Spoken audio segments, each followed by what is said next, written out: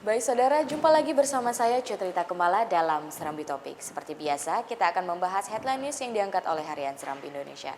Dan tentu saja informasinya kali ini adalah masih informasi mengenai politik, yaitu mengenai bakal calon bupati yang mengkopi 8.554 KTP-nya sendiri, demi juga sebagai syarat dukungan yang harus diajukan. Kita akan sama-sama diskusikan dan bahas tentunya bersama dengan Bung Arif Ramdan selaku redaktur multimedia Harian Serambi Indonesia. Apa kabar Bung Arif? Kabar baik, Rita. Kabar baik, Alhamdulillah. Ya. Bung Arif, ini jadi informasi yang unik dan Ya, juga menarik ya. Unik, menarik. Betul sekali. Iya. Tapi kenapa ini dijadikan headline news nih Bung? Dari Pertama juga, itu, ini yang kali pertama terjadi ya, Baik. dalam sejarah pilkada di Aceh. Informasi ini mungkin pertama diketahui dan luar biasanya 8.554 fotokopi KTP. Itu kan artinya 8.000 kan bukan jumlah yang sedikit. Betul. Dan KTP sendiri yang difotokopi oleh calon bupati tersebut. Betul. Nah, dia untuk melengkapi kekurangan syarat dukungan. Betul. Nah, karena mungkin sudah 2 kali berbulak-balik, masih kurang juga, muncullah ide ini.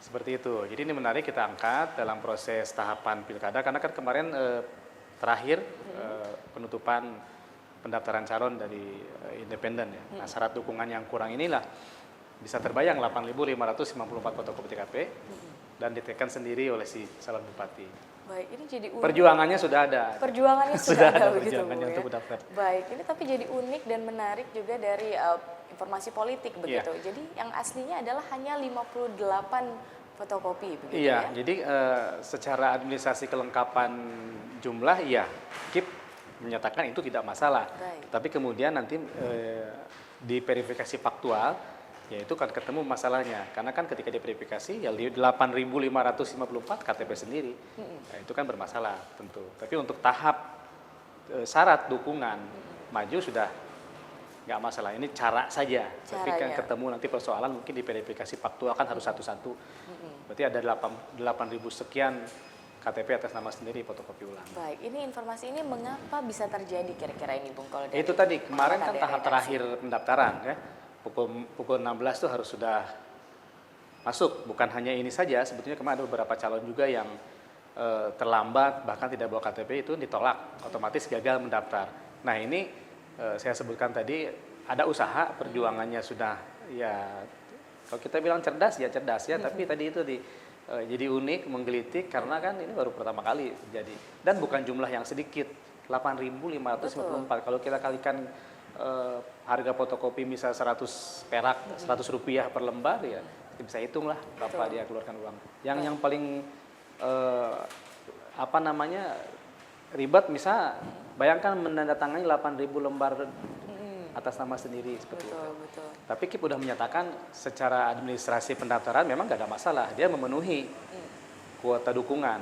Tapi nanti ketemu di persoalan verifikasi faktualnya nanti. Verifikasi nanti ya. Iya. Ini kira-kira apakah bakal calon bupati ini tidak mengetahui mengenai mekanisme pilkada ini? Sebetulnya dia jawab sendiri, ya saya tahu gitu kan, dia dijawab sendiri, tahu dia dengan sadar mengcopy, menggandakan KTP miliknya sendiri, bahkan menyebutkan kan bukan fotokopi KTP orang yang saya copy sendiri, dia mengetahui dengan sadar. Cuman tadi itu bersandar kepada aturan bahwa untuk mencukupi administrasi ya boleh, tapi dia juga sadar sebetulnya nanti pada verifikasi faktual di mana harus mencocokkan, kan tidak boleh ada 2 dukungan untuk satu calon bupati, bisa saya tidak boleh juga memberikan 2 KTP. Nah, ini 8.554 untuk sendiri, nah kan di sini kita lihat nanti bagaimana KIF di sana di Aceh Tamiang nanti saat verifikasi faktual lolos atau tidak ini pasangan ini. Tapi kalau menurut saya yakin itu enggak.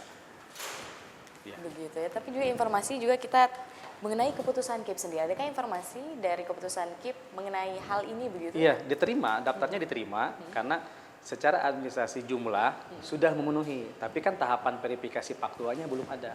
Baik. Di situ nanti mungkin terkena masalahnya. Jadi ini kan istilahnya apa? Mengakali ya, tapi juga tidak melanggar. Cuma soal apa ya? Nah, bukan etik apa ya?